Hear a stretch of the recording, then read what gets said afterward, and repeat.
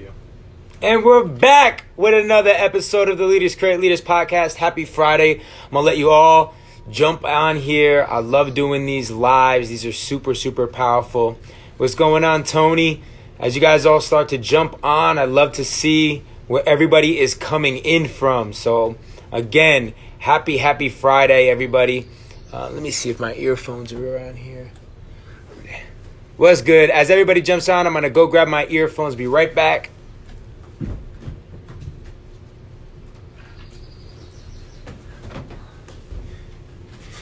All right, cool.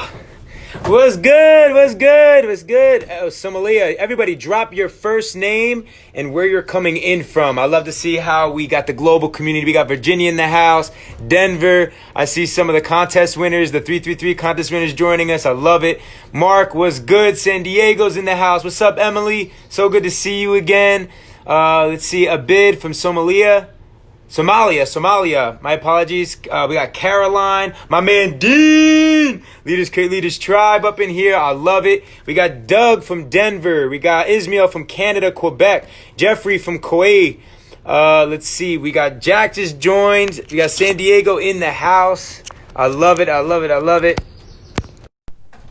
Anton from the UK. So guys, we have a really powerful live to end the week. One of the leading world-class coaches in the world when it comes to real estate. I'm really excited to bring him on here. He is a high performer. We're going to be talking about, how he performs at his highest, right? What does he do to be a high performer every single day? Then we're going to talk about people. How is he leading the people around him? How does he get the most out of his team around him, all right? And then last but not least, profit. How is he right now? Where is he investing his money? Where is he seeing the most profit within his coaching business, within real estate? So I'm really excited about all that. You guys already know, as we bring Tom, let me see if he joined just yet. Not yet. I don't see Tom, but as Tom joins us, I'm really excited. I want you guys to give him that warm welcome. But as we wait for Tom to join, I really, you got to get on the Gary Vee show. Yeah, I would love that, Jack. I would love that. Gary, man, is another Jersey guy, Knicks fan, Jets fan like me. I respect his come up, came from an immigrant background like me as well. So I would love to be on the Gary Vee show. Let Gary know. But Gary was on my show, which was really cool. If you never saw my episode with Gary Vaynerchuk, it's on my YouTube channel. And yeah, where's Tom? I'm not sure. I don't see him just yet. But I see my man Albert up in here, so that's what's up. So we'll see if Tom joins in a little bit. But talk to me, guys. Share a win with me, just as a community. Thanks, Albert. Share a win. What's one win that you guys had this week? I can't believe it's Friday. I feel like this was a long week. Me and my team, a big win is we completely reorganized our back-end systems from our client experience, our product delivery. We're getting ready to make some really great announcements to our tribe and to all the members of Leaders Create Leaders, the accelerator, the mastermind. So, a lot of times you got to slow down and you got to look at where are those bottlenecks in your business and you got to tighten it up. You got to make sure your product is nice and tight. You got to make sure you understand the customer experience and the customer journey, see where those holes are and plug those holes and really focus on that experience for your customers. So for us, we've been looking at how can we optimize our business even more, make that client experience even tighter and more world-class. So that now when we bring on new clients, it's seamless and truly we have a strong foundation to scale. So big wins for us on our team. Also, we're starting to upload all of the course videos that I've been shooting. This is like all my life's work, really helping leaders to just elevate, helping them to understand how to automate and systemize their business, how to also become a profitable personal brand, and how to go from being an operator to an owner. So it's been an amazing journey. Let's see if Tom is joined just yet. I still don't see him. So I don't know if one of you can maybe just go and hit up Tom on his gram. Let him know to be joining, and then we'll see if he's going to be joining here shortly. But let's see. I want to see these wins. I have a producer ready to produce some conscious hip hop music. That's what's up. I would love that. I love seeing all the conscious hip hop artists that are out there. I think it's really cool. That and like spoken word, I really love. So let's see. I just became a legit songwriter. Got a rapper to rap my rhymes. I love it. It's really cool. Just launched my new online Toledo Fit Academy. Man, Toledo, that's what I'm talking about, bro. Fuck yeah, that's huge. Big win there. That's huge. What else? Who wants to share a win? Let's see. Operator to owner, such a level up. Yeah, I don't know if you guys know what I feel like, but being an entrepreneur, sometimes you feel like you got your hands in everything. You're doing everything, and you feel like if you step away from the business, maybe the whole business will fall apart. You're just doing everything. You're really a solopreneur.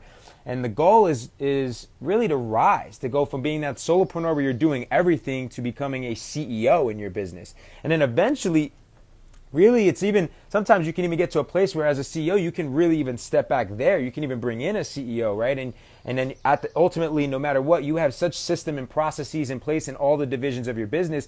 And then you've really hired a team that aligns with your core values and aligns with the skills that you need to really be able to predictably and scalably grow that business and deliver the results to your clients without necessarily you needing to be hands-on. And that's when you really have a company that can scale. So that's what I'm really excited about, because it took me so many years and mistakes and money for me to figure out how to become system oriented, how to understand how to build the systems in my business as a conscious coach, as an entrepreneur, as a impact-driven entrepreneur, heart-led leader. So I'm really excited about helping so many others out there to be able to do that as CEOs. I see some of my tribe in here, so shout out to all of you guys. And yeah, let's see if he's joined. Let's see here. Still don't see him in here.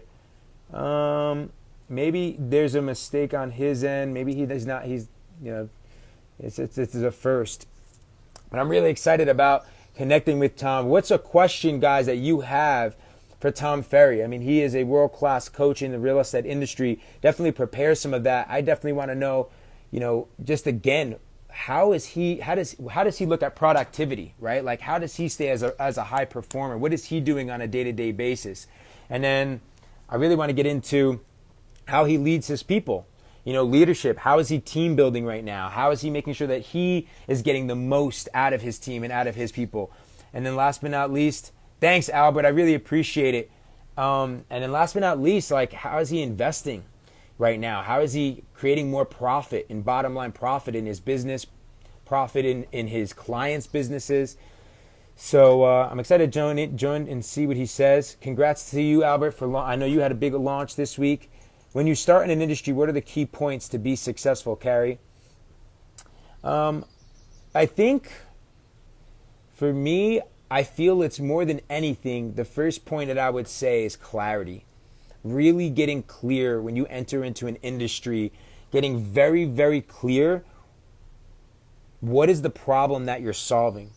It's like, first, because you can model. There's a lot of people in industries where you can model their success. There's models and systems out there, and then you can just tweak it and make it better, just by leading it. And you can innovate and you can think of new ways to deliver the product. But it's really getting clear on what is the problem that you're solving and who are you solving it for. All right, I see Tom just got in here, so I'm stoked. Let's get ready to get into it, guys. Prepare your questions for Tom. As you already know, give him a really strong welcome. I want you guys to drop anything that represents profit or money for you. If you guys want to make more money, if you guys want to have more productivity, if you want to be a better leader in your life right now, drop an emoji for Tom Ferry. Let's bring him on and let's get to it. And prepare your questions. Drop them in that questions box. Let's give him a strong welcome, everybody.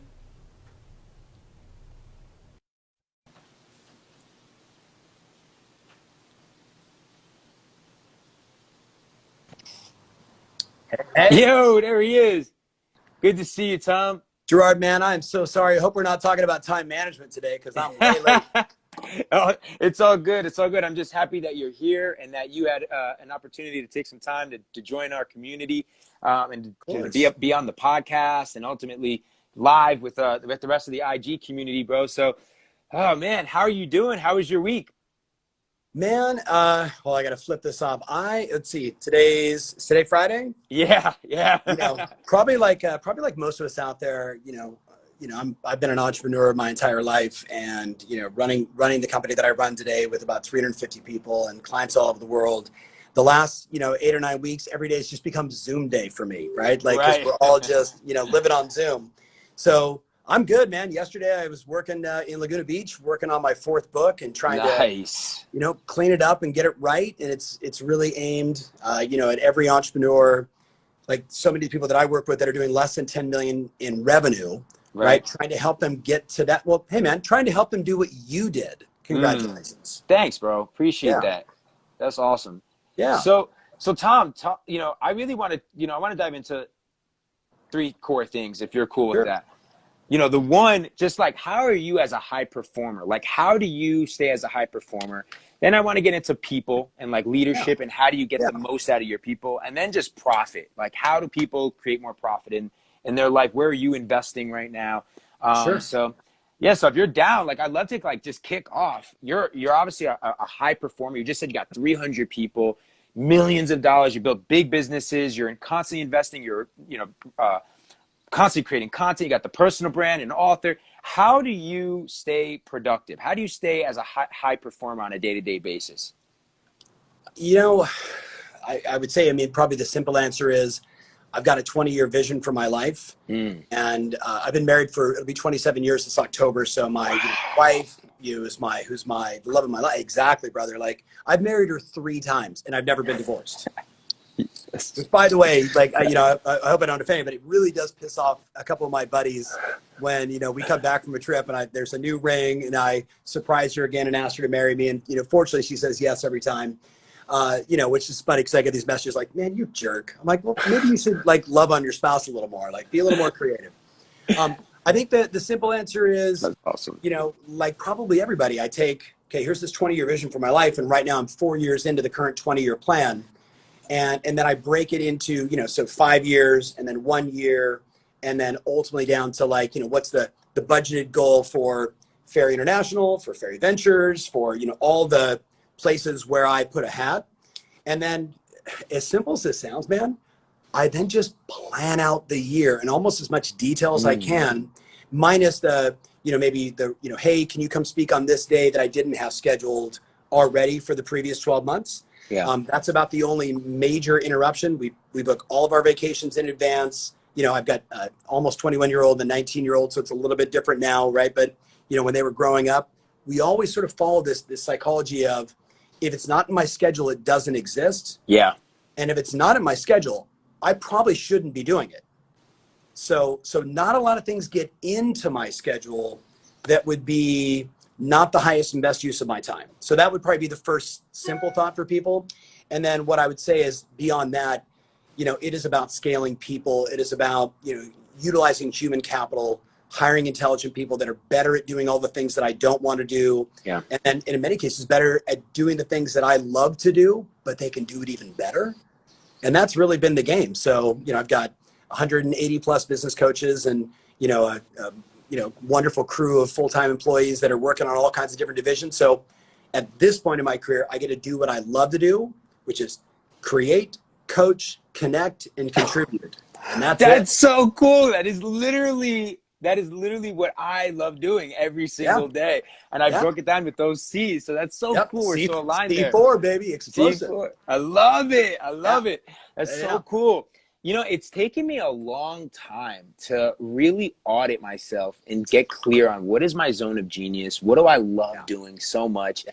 And then also I love the fact that you just said, everyone who's watching and listening to this right now, right? It's like you went 20 years. I'm like focused on this decade because I feel like this is such a powerful decade. I was thinking about coming out of COVID and like, man, what can we look at coming back in 2030 and how we rose from this? What a monumental moment in history.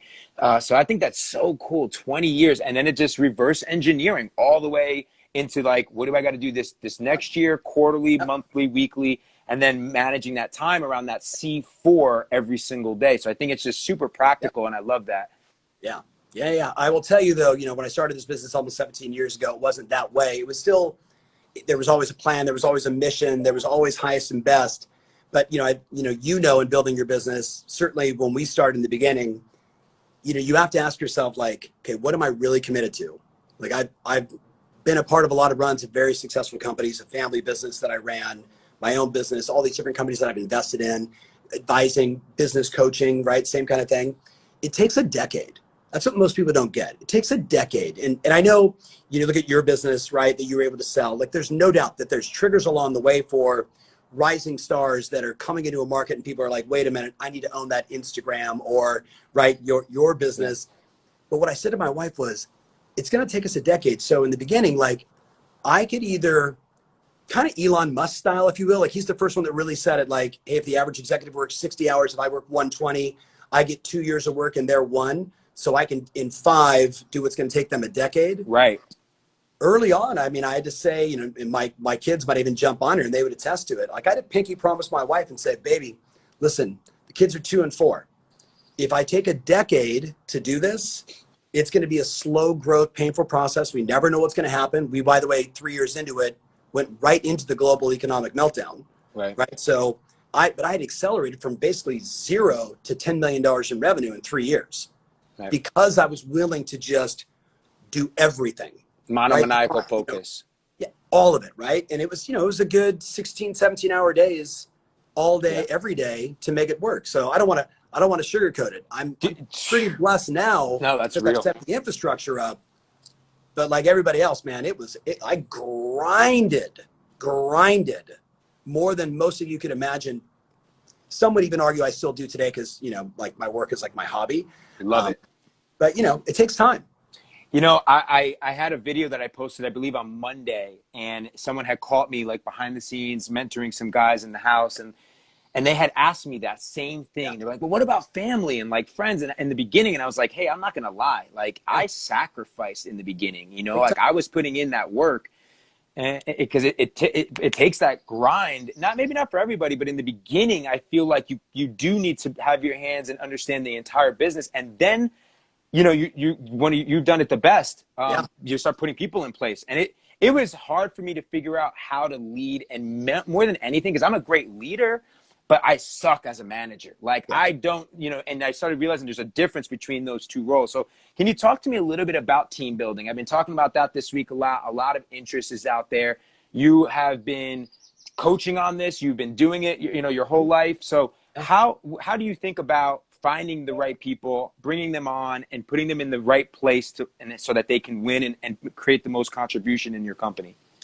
Yeah, I mean, you first have to always start with, okay, did I raise capital? Am I bootstrapping this? Am I going to build my business based upon, the sweat equity that then creates equity, then gives me the freedom to go higher, right? So, in my previous career, like running my, the family business, it was already doing $3 million a year. So it was like, okay, how can I accelerate the revenue that's going to give me the run rate to then go build the team so we can actually have like a more repeatable and scalable business.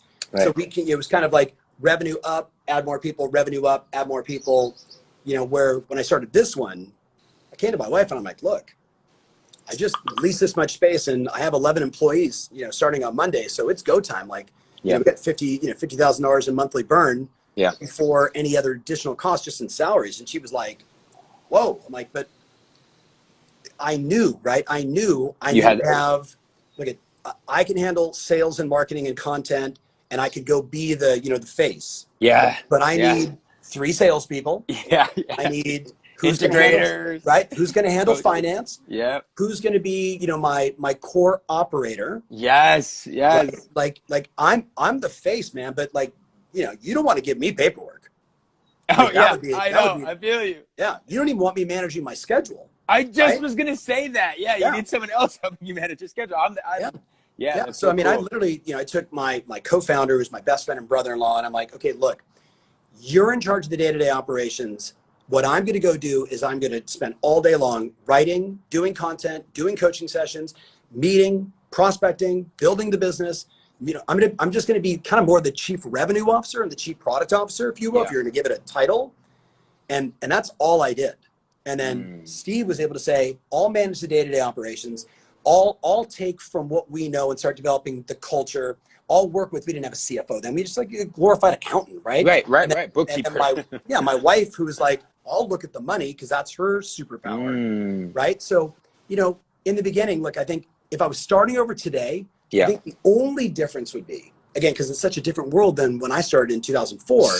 Same. Right? I would start today with 2 videographers, 2 staff writers, one social media coordinator, a finance person, 3 salespeople, And you got to have that operator. I feel and like. ops. Yeah. I can't do it. Like I can't do any. It's yin to yang. You know what I mean? Yeah. Like Yep. I Yep. have to have that.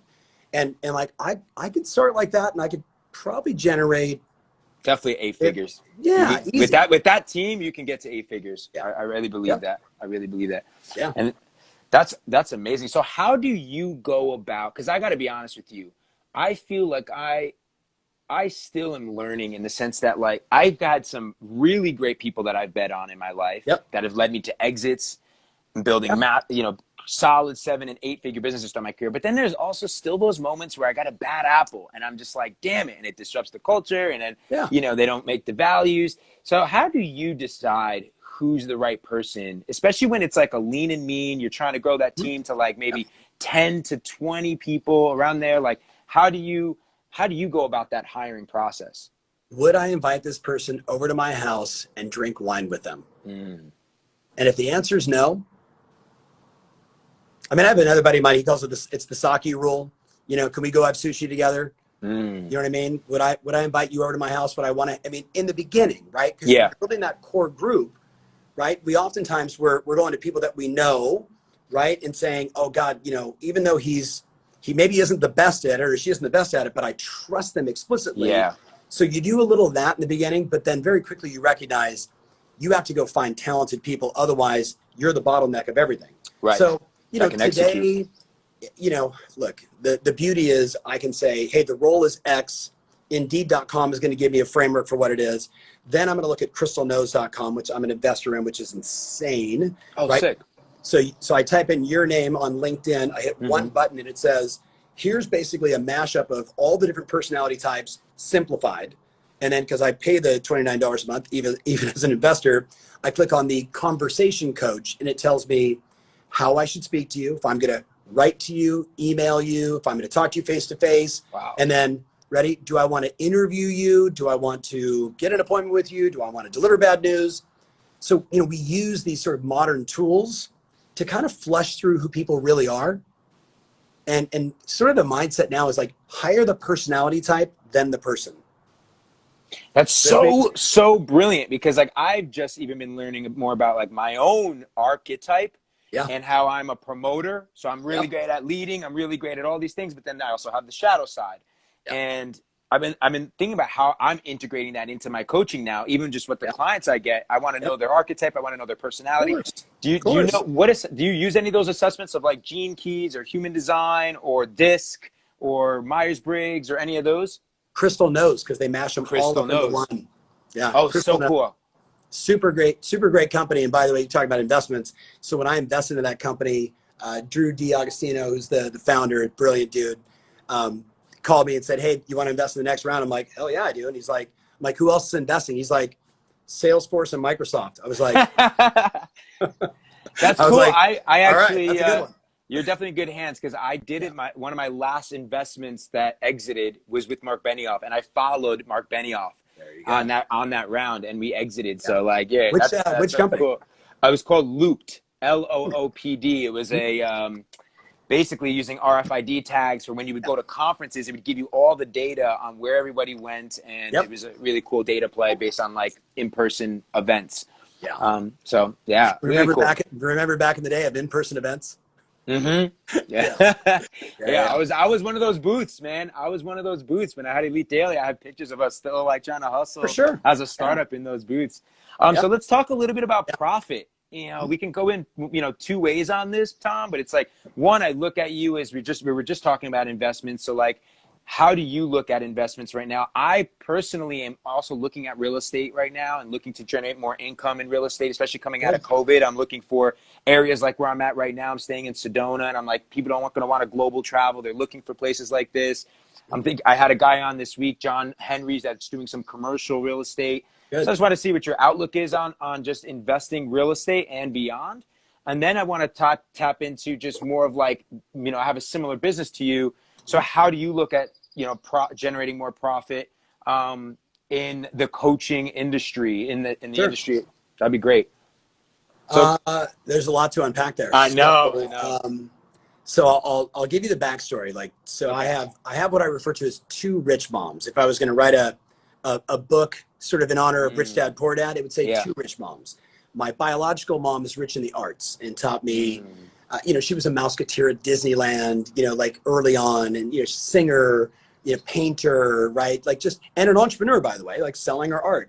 But like that was her sort of richness. The second one is my stepmom, who is also one of my closest friends, who kicked me out of her house when I was 17 years old, which was a gift. And then, when I circled back around with a little more of an intelligent brain, started asking her, like, how is it you never had a job? I mean, I know you helped my dad, start this family business, but you never really had a job there, and you own all this real estate. How did you do that? She's like, well, when I moved here from Honolulu at 18 years old, one of the first guys I met is Billy. Billy's a family friend. He owns 2,500 homes between Santa Barbara and San Diego that he bought mostly in like the 70s and 80s and a little bit in the 90s. And, I'm in the real estate world, but, when I was young, right, 18-ish, right? I bought my first house at 19.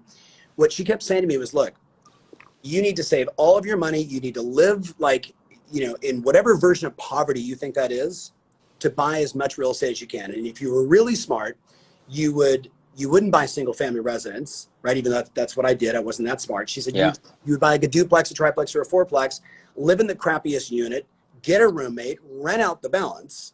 So I was getting that advice at like 18 or 19. Wow.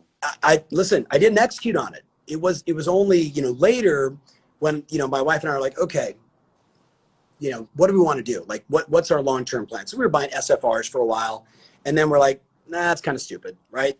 Then we're like, we need to be buying multifamily. And, my wife handles sort of the real estate side. Like, that's really her bag. I'll find deals and I'm a part of the process, but like, that's her thing. I like private equity. I like startups. So that's more my thing, right? So we sort of divide and conquer, which is fun. That's awesome. But, she's one of those, I need to be able to see it. I want to be able to drive by it. I want to be able to touch it. So we own a bunch of units that are near us, right? Duplex in Corona del Mar, a bunch of duplexes in Costa Mesa, California.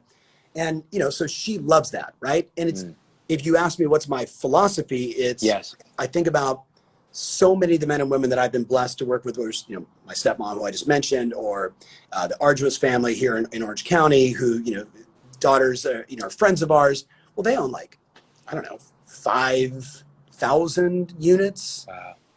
And here's the philosophy: buy it and never sell it. And that's kind of the mindset. Like, I look at it, everything's inside the trust. It's all going to go to my kids anyway. So why would I not do anything other than, use that, pay it off. You know what I mean? That's also my wife's kind of East Coast mentality. Pay it off, pay it off, pay it off, pay it off. So, that's really it. I mean, from a real estate standpoint, it's just in the plan every year. How many units are we buying?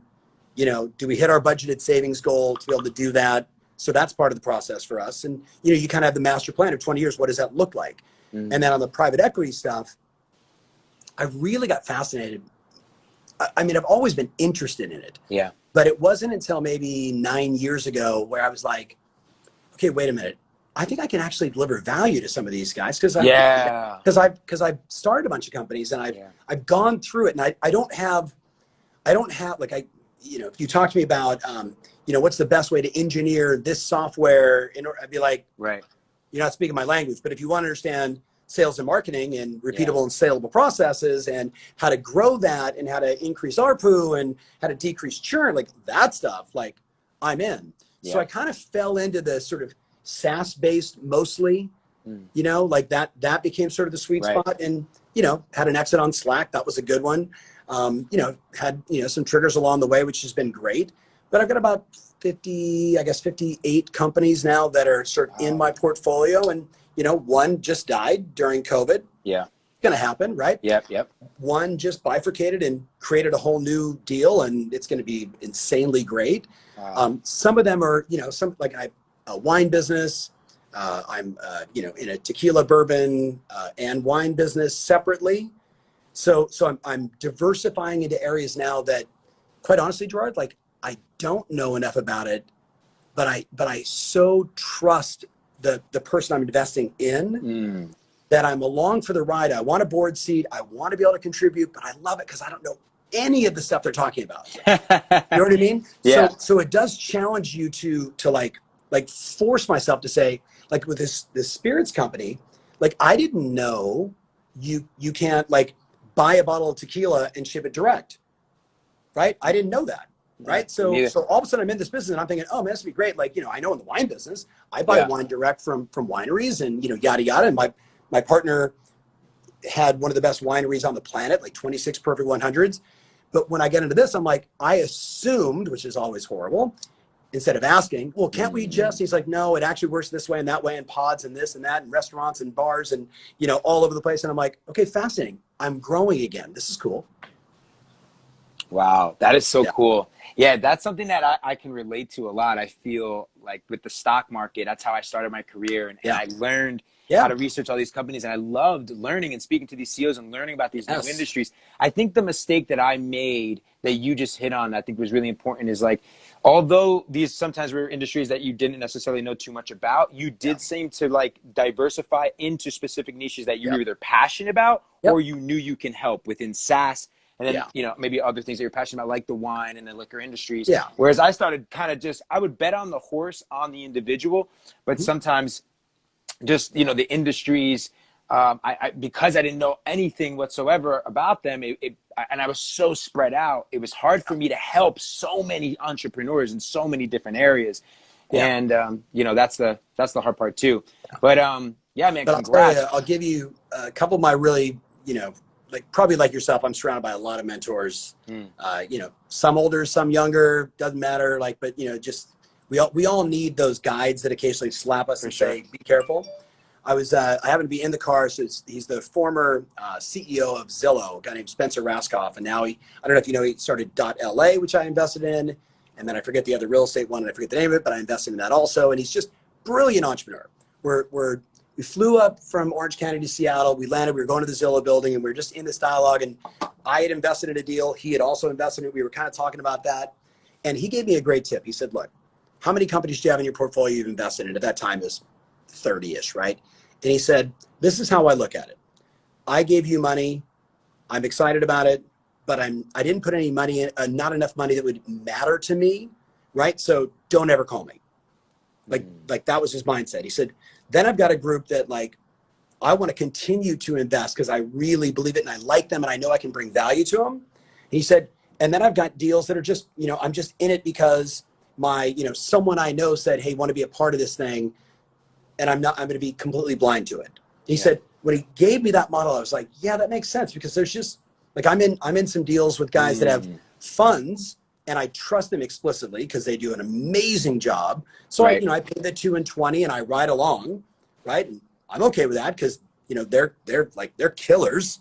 Yeah. But I don't do anything with those businesses. Yeah. Then I've got about a third of them that I'm more involved because I want to be involved. I want to be involved. I want to learn. I want to also contribute. I want to be able to participate. And then a third of them, I forget the name of them half the time. So powerful. But it gave me, he gave me permission, if you will, by laying down like, here's a good way to look at it. And I was like, yeah, you're right. Because otherwise, like you, I'm managing my own business. Yeah, and then I'm essentially managing a lot of my clients' businesses, right? CEOs of huge companies to rock star agents and everything else. So we only have so much bandwidth before we begin to forget. Exactly. Wow, that's really cool. I'm going to implement that system and that framework. So thank you for that. Yeah. So, I wanted to also just talk about, you've scaled one of the leading coaching businesses in the world. We're building out Leaders Create Leaders. It's been one of the most fulfilling journeys of my life. Finally having, after the exit, it was like, I really stepped into what does it look like. For the first 12 years of me, I'm an entrepreneur for 18. I never branded myself. I never told my story. I was behind the scenes kind of guy. And then eventually I kind of like, once I sold my company, I really lacked that fulfillment, and I said to myself, how do I want to contribute? How do I want to be more of a role model? And I went on a journey of, first and foremost, just providing value. I'm on season 6 of a really cool show called Leaders Create Leaders that we do a docu-series, and each episode is like a docu-episode on a leader. I would love to invite you on the show. It'd be an honor. Yeah, that'd be so cool. Thank you. I'll shoot you over the deck on that and see if we can schedule something. Yeah. And then it led into this community, this movement that started to build from Leaders Create Leaders. And now we have the Accelerator and Mastermind. I have a really small, great, effective team, and we're building it out. We're building out the community. So The one thing that we started realizing was how we had to really slow down and tighten up our sales system, tighten up the way that we're delivering our product. So therefore we could, really build something that is predictable, sustainable, and scalable. So I just want to know, like, what are some tips that you have for someone who's, at the point of 7 and looking to go to 8 in this coaching industry? Because, startups and all these other industries, but the coaching, and when you are the brand, like I'm also the face, it's been a learning curve for me over these last, since we started the actual mastermind accelerator, it's been 6 months. So I just kind of want to know what your tips would be for me, and for those watching that are going into this industry to go from like 7 to 8. Yeah. I'm smiling because like at 1:15 in the morning this morning. So I'm finishing my 4th book right now, right? And the book's called Plays That Worked. Not available anywhere yet. I'm actually going to delay it because of the work I'm doing on it. My intent was write like an 85 to 125 page playbook for anybody doing at, let's call it $100,000 in revenue to get to 10 million, right? There's 30,200,000 businesses in the US, 30,200,000, 99.7 do less than $10 million a year in revenue. Just wrap your head around that one, right? 99.7 do less than 10 million. So you got, let's call it small cap company, 0 to 10 million, mid-size 10 to a billion, and then a billion and above, right? So I'm working on this as we speak. I'm literally woke up 1:15 and I rewrote the entire first part of the book, and it's the answer to your question. And I'm like, I love it. Okay, how much time do we have? Yeah, exactly. So here's the first thing I would say to you is, in the beginning, you have to ask yourself some basic questions. Ready? So how did I get here? What's my current revenue? How many clients do I have? What's my acquisition cost per client? What is the lifetime value of my client? What is the purpose, or why are people leaving the program? What is the churn? Can I understand that?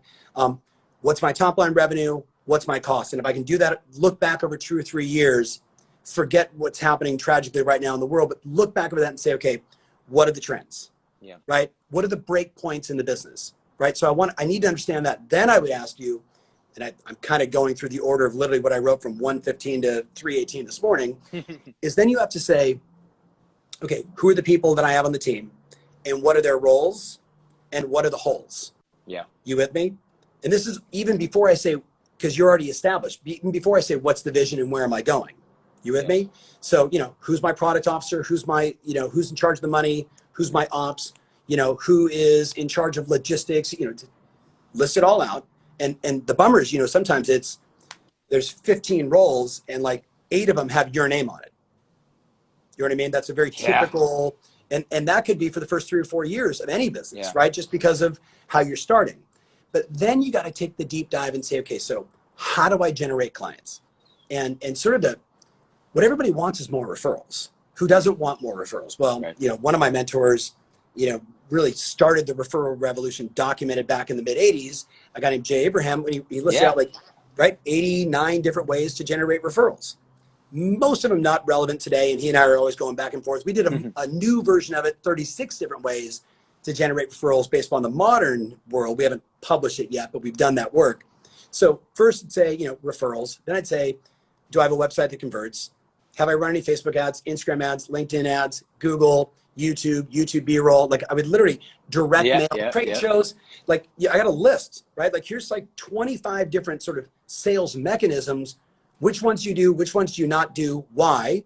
Which ones worked? Why? What was the acquisition cost of the clients? Why? Could we increase it? Can we, so I get super granular. You with me? Because what this does is like, now I see the puzzle and I'm like, oh, okay. Now that I understand all of that, now tell me what your vision is, right? So you're like, hey, look, I'm making this up. I want to build $100 million business that transforms, people from A to B, right? I want to be measurable.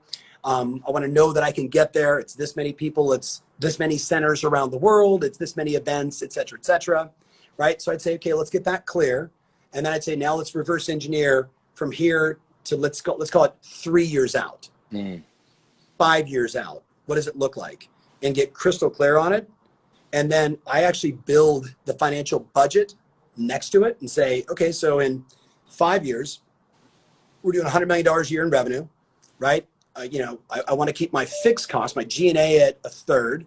I want to have my COGS at a third, which means I have the possibility of a 30% EBITDA pre-tax, right? It almost never works out like that, but you start with sort of the end result in mind, and then you start to build, right? So I don't know if that answers entirely the question, or maybe it's a little too nerdy. I think that was the most valuable, like the way you just did that in like 8 minutes. I mean, Yeah.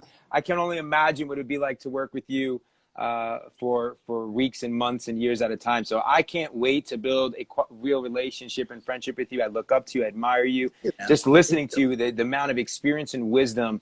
And I wouldn't be the man I am today and the leader that I am today without surrounding myself with people that are smarter and that have this kind of wisdom and just true experience. You've learned this from doing it. And I think that's what excites me about doing this work, is because I'm still a student at the game. I'm still humble, but I got 18 years experience, and it's really fun to continue to learn and then teach what I learn and help people to accomplish this, and understand these strategies and systems. And I mean, it's really cool I really am at that point in my life where I get the fulfillment, not just because, of course, I want to create more wealth in my life, and I want to build that 100 million plus company, but the success of others, there's just that intangible, priceless, thing that you end up feeling and getting when you get that. Speaking my language, man. Like, of course. Hell yeah. Yeah. So thank you so much, Tom. I want to see. Let's just take 1 or 2 questions, guys, and then we'll close this out in 5, 10. Yep. I got to throw a book at you. Please. You will appreciate it if you've not read it. All of you, any entrepreneur should read this book. So, okay. I'm going to tell you, it's become almost biblical for a few of the divisions of my company. I'm not a book of the month club, but I read a ton and I absorb a lot of content. Like, I have a weird way to sort of synthesize abstract things and bring it into my world. My buddy, Mark Roberge. Mark Roberge. Now, Mark, you would know his first company. He and a bunch of his nerd bucket buddies sitting at like MIT.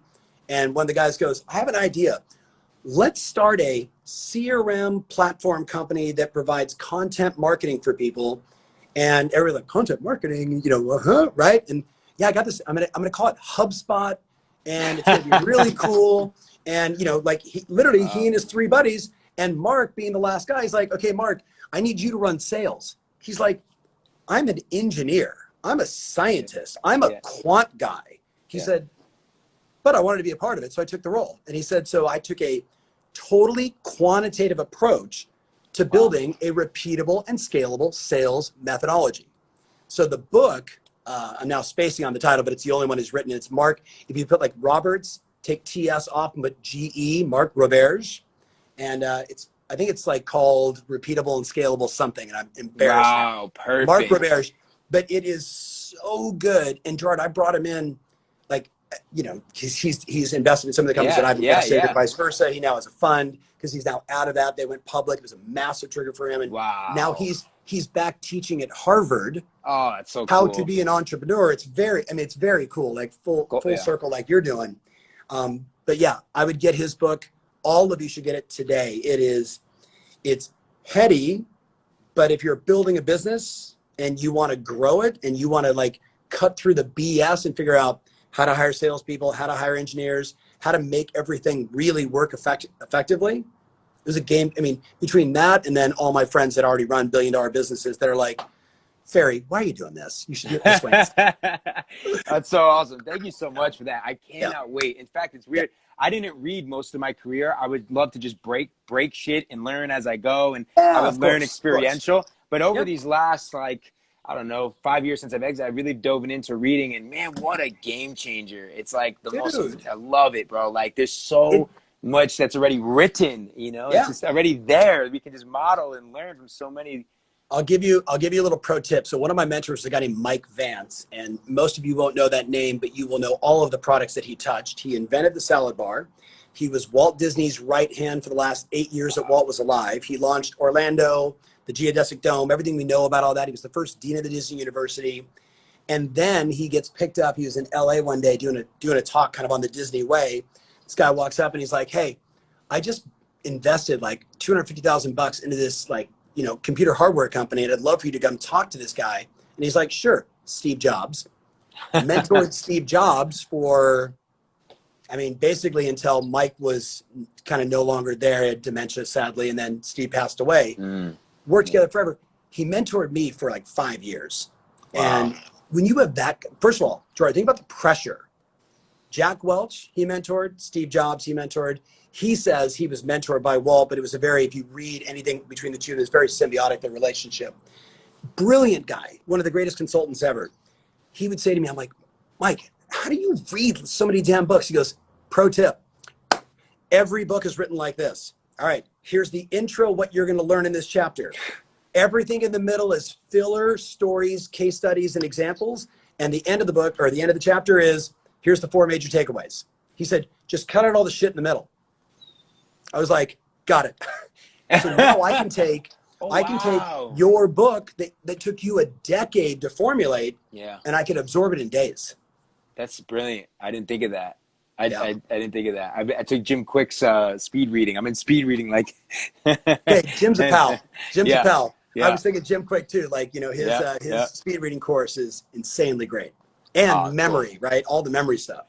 Yeah, that's awesome. So, hey guys, I got 3 minutes here, and I got a call with one of my clients. I got to jump off. Let's see.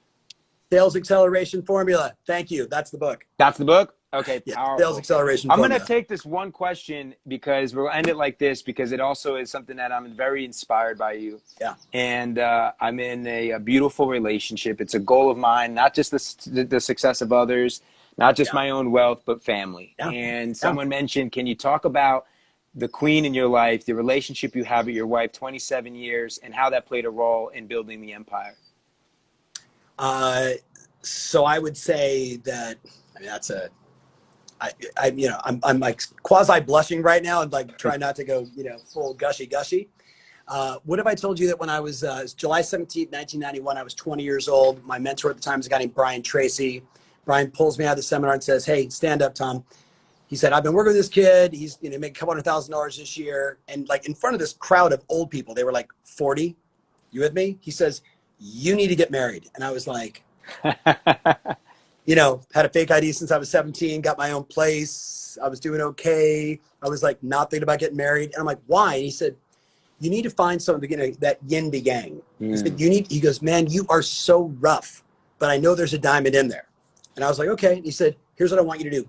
Go back to the room tonight, write down everything you want in the ideal spouse, right? In detail. And unlike maybe a typical 20-year-old, of course I was like, she should be, hot, sexy, whatever. Yeah. But I thought about like my mom, my stepmom, a woman, Mary Hardesty, who took me in when I was kicked out of my parents' house. And my grandmother, who was just a rock, like all these super influential women, like what was it about them that made them so special? And I list everything out, right? And I met my wife 1 month later. Now, what's super cool is my 19-year-old son, he and his girlfriend just broke up. And so I say, let me show you something, man. And I open up this journal and I said, just read this. And he's like, dark hair, this skin, this color eyes, this kind of family values, this kind of relationship with their parents, this kind of, mindset, this kind of business, this kind of, athleticism. And he's like, Dad, that's mom. And I was like, right, dude. Wow, right. You manifested her. Right. In 30 days. Now I, kiss some frogs and date some people and figured out we didn't have all the things we have today. Like I had to actually go on face-to-face dates. Yep. But I will tell you this, that probably some of the most important relationship advice I've ever received comes from, mentors of mine that have been married for, 50 or 60 years. Things like don't go to bed angry at each other. That's a good one. Understanding, modern version of like understanding your partner's love language. Yep. The 5 love languages. Recognizing that, your spouse is like a china cup, like in the old days when you get married and they give you china. And if you chip that cup, it is forever chipped.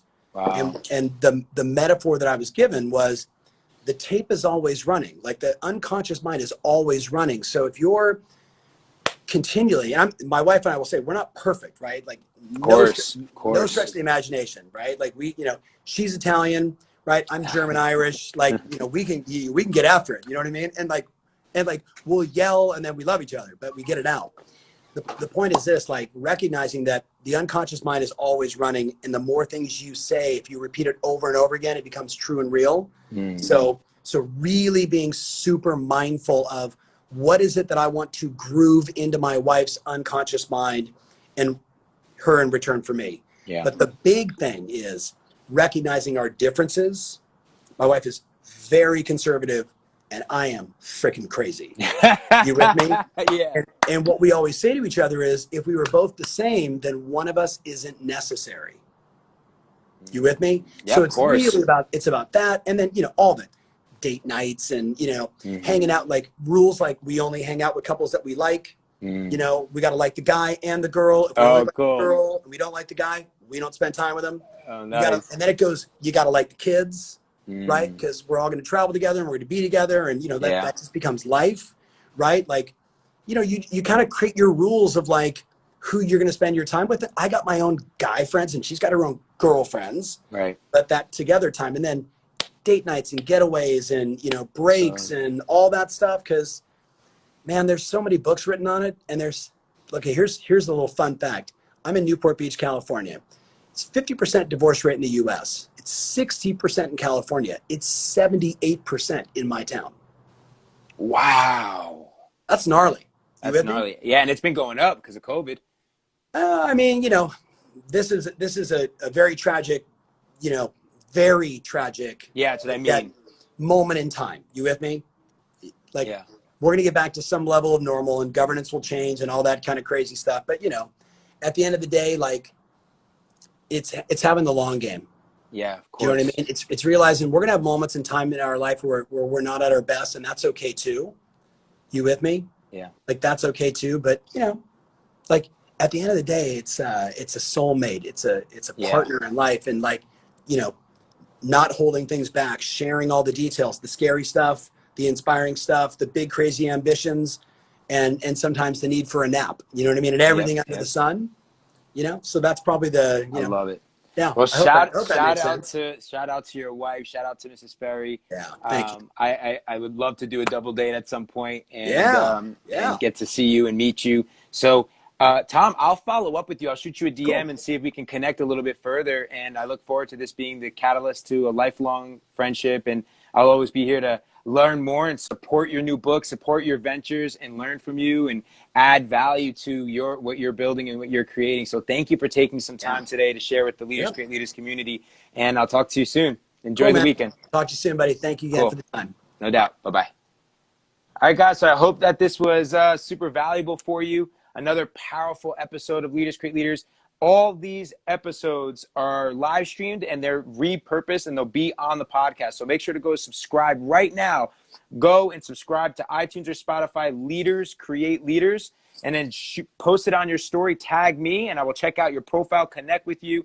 And I'm doing some giveaways, cash giveaways, book giveaways. So just repost Leaders Create Leaders and I'll look forward in my Insta stories. I appreciate you guys taking some time to join today. I got a coaching call, so I got to jump, but I appreciate you guys. Remember, leaders create leaders. Be the leader. Peace.